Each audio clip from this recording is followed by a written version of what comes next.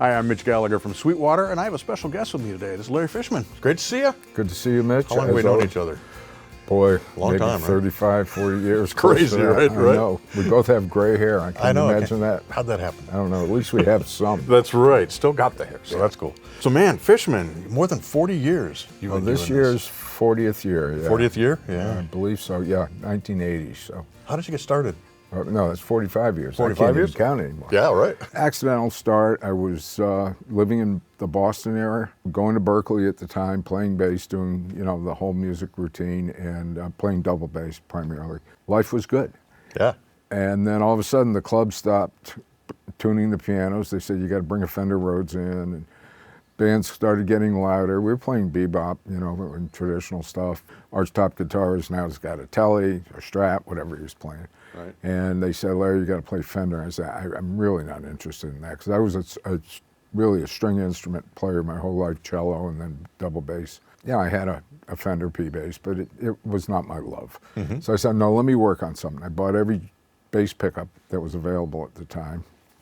Kind of some of them worked, some of them didn't. I wasn't happy. Coincidentally, I had a machine shop in my basement because I used to race cars and motorcycles, and I still kind of had that part of my life going. And I said, I'm going to make something. And I worked on a bass pickup for about a year and a half. I was working about 3 nights a week, but there was one club that we're the house band on Sundays, and I had my feet painted on the floor, the spot I wanted to stand in. Right. And by driving the band crazy, how's this one sound? Shut up and play, But eventually I developed a double bass pickup that, through a large number of coincidences, through a repairman I knew and some other people in the business, started selling and probably became the standard for jazz players at that time. Mm-hmm. And that was sort of the accidental business. It was making something for myself. Right. And then people got interested in it. That led to violin pickups, and then 2 years later I got a call from a gentleman named Eli Rapkin, and he was the guild rep in the area. And he introduced himself, said he played in a wedding band, and his bass player used my bass pickup. Do you do anything for acoustic guitars? No, I don't even own an acoustic. He said, well, Guild is looking for something. Can you do something? I don't know. Can you lend me a guitar? Right. About a month later, I had a pickup for working quite well, I thought. Went down to Rhode Island. I left with a 500-piece order, which was like mind-boggling to me. And then he calls the next day, and he said, we've been buying this other system from this West Coast company. It wasn't working. We like your pickup better, but that has a preamp. Can you, the volume and tone control, can you do that for us as well? I said, no problem. I didn't have a clue. Right. There's a drinking buddy who I knew was a double E. He scrubbed out a circuit for me. And the first 500 or 600 were made in my basement. I etched the boards in our laundry sink with ferric chloride, and I drilled all the holes in the board for the components with a drill press. Right. Put it together, worked, went into production, everything was good. So that led to a few other things. I finally got a call from Martin Guitars. He called and he said, look, I know you're doing something for Guild. We're looking for a pickup. And the Guild system really needed to be built into the guitar. It was a wider bass pickup. Mm-hmm. Martin was looking for something that would drop into a 3/32 slot. Made a pickup, went down, they listened to it. They had sort of a shootout. They said, boy, we really like this. We'll take it to the trade show. Came back, I got a call from Hugh Bloom, who was the president at that time, and he said, can you come down and talk about this pickup? I said, sure. I get down there. I'm sitting at this beautiful mahogany table with about 9 executives from Martin. I'm going, oh man, what's that? Can you make 10,000 next year? What do you say to that? The rocket, of course. Of course. I went home, told my wife what was going on. We've been working in the basement. She said, no way, out of here. Right. A week later, we rented 5,000 square feet of industrial space in Woburn, Mass. I hired all my musicians friends who needed day gigs. We started making pickups. And that was kind of the beginning of what turned into a wild ride for the past 45 years. Yeah, no question. Now you have electric guitar pickups, you have pedals, you have preamp pedals, you have onboard preamps, you have, of course, all sorts of pickups. You got amplifiers, you've got MIDI guitars. I mean, man, you've just expanded and expanded. I have, but I didn't do it by myself. I mean, I love making things. I love materials. I'm very curious about new materials, new processes. But I've been fortunate enough to attract some really smart people that love musical instruments. Worked with some of the best in the world. Ken Parker and I formed Parker guitars in '93, and for 10 years we made some of the wackiest electric guitars ever made, I think. Yeah. But, with Ken's incredible machining talents, which he taught me so much about how to get around a modern machine shop, and all the composite materials, we were having a literal ball. We were losing a lot of money, but we were having a ball. Right. It was the most expensive hobby I ever had. So, I've been lucky enough to attract people of like mind that like to make things, that love music. Most of my employees, we have about 125 people now. A large number have been with the company over 30 years. But we like to make stuff, and we are not afraid of the challenge. To me, if there's a segment in the industry that's doing just fine, I don't really need to get involved. It's a small community type of industry we're in. That's why we stayed out of electric guitar pickups for about 30 years. But I said, if anything revolutionary or different could come out of this, then we'll get into the business. And lo and behold, we started Fluence, the Fluence line 10 years ago, and everyone said, no way, you're going to fail. Well, we didn't fail. Doing okay with it. We're doing just great. Right. So, it's just a love of making things. Some of the people are top-notch. My head of R&D has got a PhD in structural acoustics and aeronautical engineering from MIT. This guy goes deep on everything. Yeah. When we started Fluence, I said, you know what? We have this pickup structure. It's unique. It brings a lot to the table. We know what the electronic end of it should be, but the magnetic structure is like, I don't know this stuff. And Ching Yu, my head of R&D, said, well, you drive me crazy. Alnico, ceramic, what? I can't hear the difference. And I said, well, I'm going on vacation. I came back from summer vacation. He had built a machine, and it was a three-dimensional magnetic field scanner that we could put a known pickup in there, like a PAF, scan it, and it would show us the entire magnetic field at the string position. And you could move a screw around or change the material in the base plate, and you could actually see how the Gauss lines would fold and change dimension. And I said, wow, we're going to be able to do whatever we want now. So if we find a vintage pickup that's really interesting, we want to emulate it or do something similar.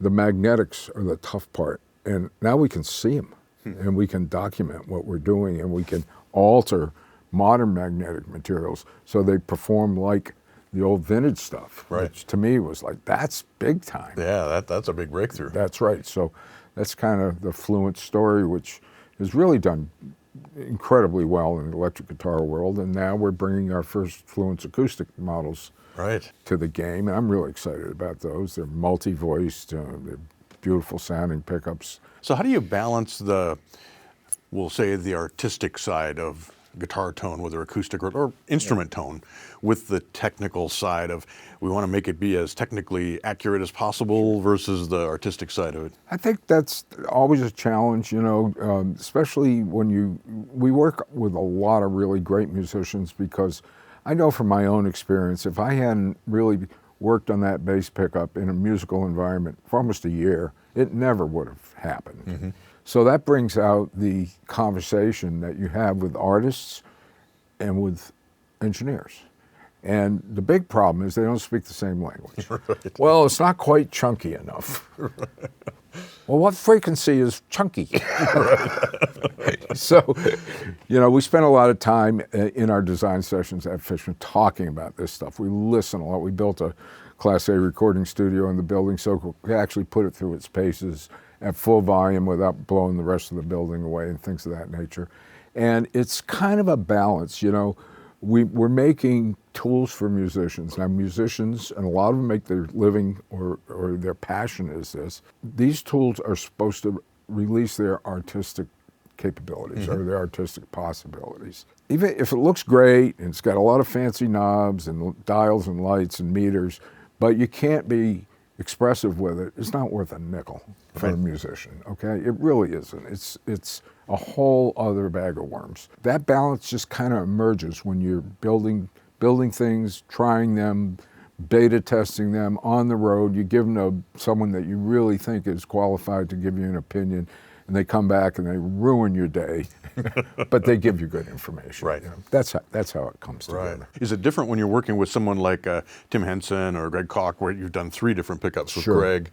Do they have it come in with this is what I want, and now you try to hit that target? It's a mixture of that. You know, Greg was involved in the very birth of Fluence Acoustics. We developed our first working models, and you know, they were just, one was an emulation of a PAF, the other was a single width Fender, but it was noiseless and this and that. We wanted to start with something familiar. Mm-hmm. We didn't want to just get wacky tonality sounds. And face it, those iconic sounds, you know, there's a million tunes that you run through your head for your whole life, and those sounds are real to you, mm-hmm. and they're real to a lot of people, and you can't just step away from them. What we wanted to do is give you the ability to create those types of sounds, but in a larger dimension, and to have more flexibility and so forth.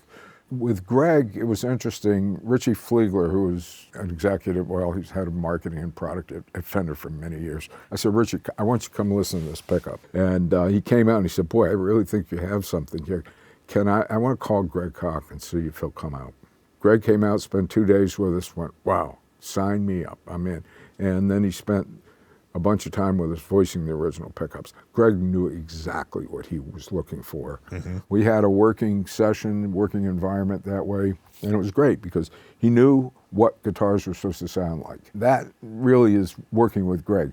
Working with Tim Henson was a little different. He was very excited about doing different things than he could get out of his current setup. His perspective was on his music more than it was on the history of guitars. And Greg comes more from the history of guitars. Mm-hmm. So working with Tim was more of that musician engineering conversation that you have to define crunchy or warm or something. But translation. But yeah. he's so good, and he could dig in, and he could find any little flaw in something that we voiced that wasn't quite working. He said, that's good, except when I do this. Bang, we could fix it. You know, the nice part about Fluence is we voice it in real time while the guitars are being played. You don't have to wait a week to wind a pickup or something of that nature. And while you're playing, we're moving frequencies, cues, resonance points, things of that nature. And we got, you know, down the road with Tim pretty quickly, and he asked for some pretty unique stuff in his custom set, and he got it. He's happy as a clam. We have the opportunity to do this where with traditional electric guitar pickup making, you can't do it. If you're working on prototypes and rewinding, and you know, it's a very iterative, long-term process to get there.